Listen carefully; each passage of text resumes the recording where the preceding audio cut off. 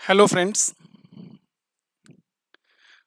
आपको याद होगा एक मैंने वीडियो इससे पहले भी बनाई थी, एक कोशिश नज़रिया बदलने की। और आज हम उसी कोशिश में ये दूसरी वीडियो आपके सामने लेकर आए हैं। स्वागत है आपका हमारे चैनल में। मैंने आपको बताया था कि सभी को, सभी लोगों को एक जैसा मौका लाइफ में कभी ना मिलता है, ना मिल सकता है। और इस मौके की बात करने की ज़रूरत आज क्यों है? क्योंकि मैं आज आपसे ये कहना चाहता हूँ, मैं खुद अपने आप से भी ये कहना चाहता हूँ कि क्या हम जहाँ पर हैं, जिस काम के लिए हैं, उस काम में अपना 100% दे रहे हैं या नहीं? और इस बात को करने की ज़रूरत क्यों है और क्या है? न जाने कितने सारे स्टूडेंट्स, हालांकि आज की डेट में तो आप अपने घर पर बैठकर ये वीडियो लेक्चर्स से अपना सिलेबस कंप्लीट कर भी लेते हैं। लेकिन सोचो जरा, जब ये वीडियो लेक्चर्स अवेलेबल नहीं थे हमारे टाइम पर, यानी ज्यादा पुरानी बात मैं नहीं कर रहा हूं, सिर्फ आज से 3-4 साल पुरानी बात मैं कर रहा हूं, जब से ये कोविड वगैरह की चीजें नहीं आई थी। सब फेस टू फेस बैचेस चला करते थे। बड़े बड़े क्लासेस, बड़े बड़े ऑडिटोरियम में क्लासेस हुआ करती थी।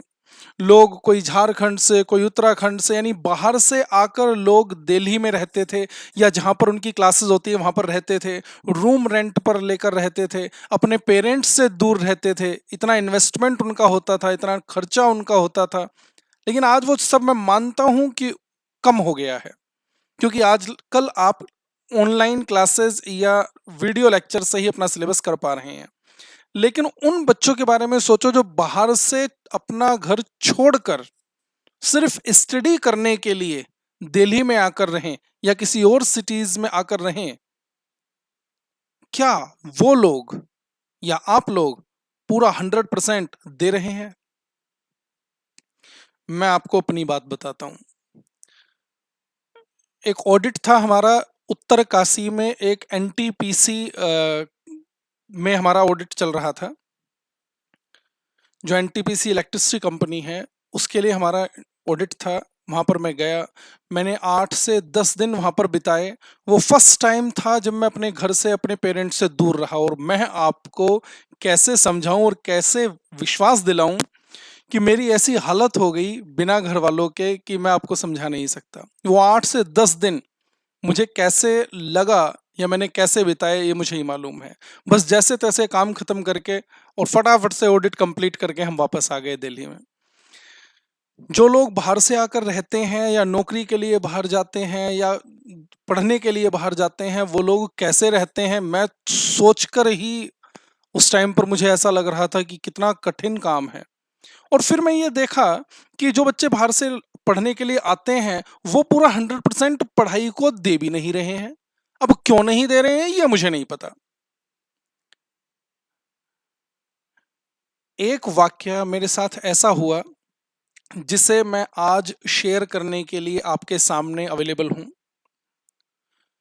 मेरे एक दोस्त ने, एक फ्रेंड ने एक मकान लिया, और मैं क्लास में ही था उस टाइम पर, हमारी फेस टू फेस क्लास चल रही थी। फेस टू फेस क्लास में ही मेरे पास एक मैसेज आया कि आज उस दोस्त ने मकान लिया है और आज उसने एक छोटा सा गेट टुगेदर रखा है। जो भी हमारे पुराने फ्रेंड्स हैं, साथ में पढ़े हुए हैं, वो सब वहां पर मिलने आने वाले हैं और हमें भी वहां पर पहुंचना है। क्लास खत्म करने के बाद मैंने भी 2-3 फ्रेंड्स को अपने कॉल की कि क्या तुम्हारे पास भी ऐसा मैसेज आया? उन्होंने कहा हमारे पास भी मैसेज आया है। तो हम वहां पर जाने वाले थे। तो 2 फ्रेंड थे हम जो गाड़ी में थे, और 2 फ्रेंड हमारे ऐसे थे जिन्हें हमें लेना था, वो मेट्रो से आ रहे थे। मेट्रो नोएडा की तरफ, मुझे नहीं पता वो मेट्रो स्टेशन कौन सा है, अब तो मुझे याद नहीं है। लेकिन तब मेट्रो कंस्ट्रक्शन का काम बड़े जोरों पर था। तो मेट्रो में जो लास्ट स्टेशन था, वहां से हमने उन्हें पिक करना था। तो उसमें क्या हुआ कि हम 2 फ्रेंड जो थे वो गाड़ी में थे, तो हम थोड़ा जल्दी पहुंच गए। उनसे हमने बात की तो उन्होंने कहा कि 10 मिनट में बस वो मेट्रो स्टेशन पर पहुंचने ही वाले हैं, तो हमें वहां पर वेट करना था। मैंने क्या देखा, रोड पर, चलती हुई रोड पर, एक पेड़ के नीचे एक मुश्किल से मैं कितना बताऊं, 6-7 साल की बच्ची होगी, मुश्किल से 6-7 साल की बच्ची। वो जैसे आलती पालती पैर पे बैठ जाते हैं नीचे, ऐसे वो नीचे बैठी हुई, उसके सामने एक छोटा सा स्टूल रखा हुआ, स्टूल, जिस स्टूल पे चारों तरफ गुटखा, पान बीड़ी, तंबाकू, ये चीजें लटके हुए, जो कि पत्थर से लटका रखे थे उसने, और पत्थर से उन्हें रोक रखा था, यानी लड़ी सी बनी हुई लटकी हुई थी चारों तरफ। वो उन्हें सेल कर रही थी, मुश्किल से 6-7 साल की बच्ची। उस 6-7 साल की बच्ची को जब मैंने देखा वो पान बीड़ी गुटखा तंबाकू बेचते हुए, और सिर्फ इतना ही नहीं, वो बेच रही थी, उसकी गोद में एक बहुत छोटा सा बच्चा था, यानी छोटा सा, जो अभी बैठ भी नहीं पाता। उसने उसे गोद में लिटाया हुआ था, अपने एक पैर को वो हिलाकर उसे सहला भी रही थी, पैर को हिला के, ताकि उसे लगे कि वो कोई झूला झूल रहा है, रोए ना। एक हाथ से उसने उस बच्चे के मुंह में दूध की बोतल लगा रखी थी, और वो सेल भी कर रही थी, पैर हिला रही है, वो बोतल उसने उस बच्चे के मुंह में लगा रखी है दूध की।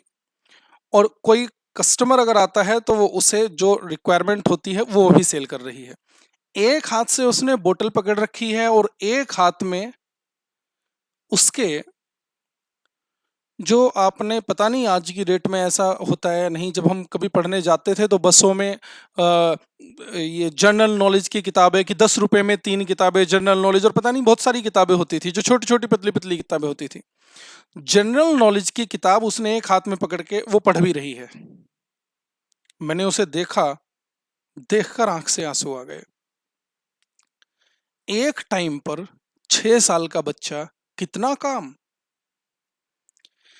एक उससे भी, अपने से भी छोटे भाई या बहन जो भी गोद में उसका बच्चा था, उसे भी खिलाना, उसे दूध भी पिलाना, एक हाथ से बोतल पकड़ना, एक हाथ से बुक भी पढ़ना, और कोई कस्टमर आए तो उस बुक को रखकर उसे जो रिक्वायरमेंट हो उसकी रिक्वायरमेंट भी पूरी करना।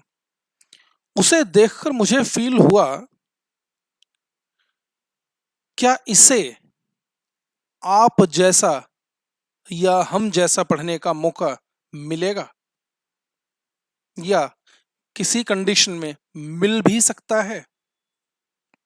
उसे वो मौका मिलेगा ही नहीं। वो ना जाने पढ़ लिख कर कितना आगे बढ़ जाए अगर उसे मौका मिले, लेकिन वो मौका उसे नहीं मिलेगा। तो दोस्तों, ये मैंने आपके सामने बात इसलिए डिस्कस की है, आपके पास मौका है, हमारे पास मौका है, जो भी हम काम कर रहे हैं, क्या उसे अपना 100% दे रहे हैं?